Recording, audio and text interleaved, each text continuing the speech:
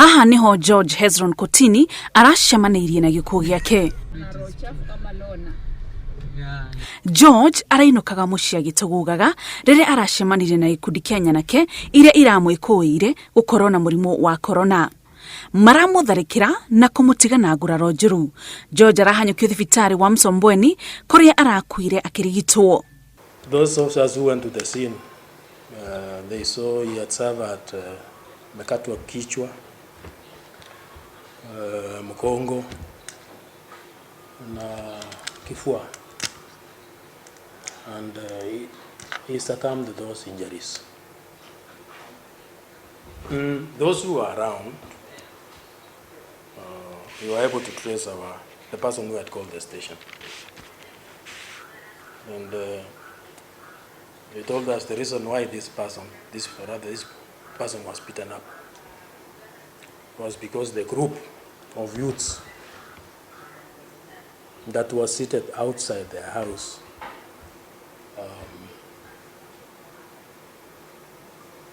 accused him of being a carrier of the virus, the coronavirus.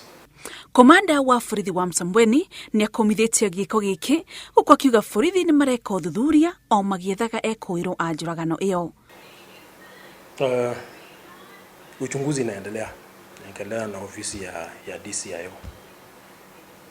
But I would like to make an appeal to members of public.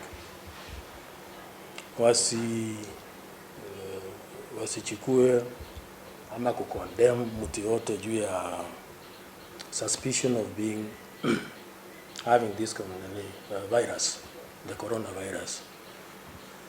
When we suspect an individual, afitha munene wa ugima wa mwiri gicigo kia Msombweni niwe Juma Mbete oigite ati ni marathie na mbere na guthomithia muingi makiria ciĩgie homa ya COVID-19 na pia kwa wale public health officers kuweza jinsi ya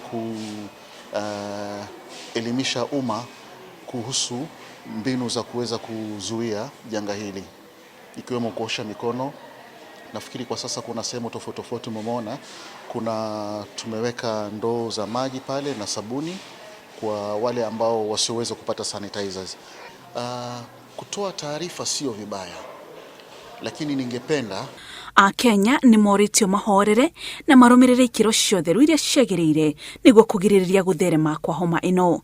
Ngiribotera Inooro TV, njitagwo Muthoni wa Mukiri.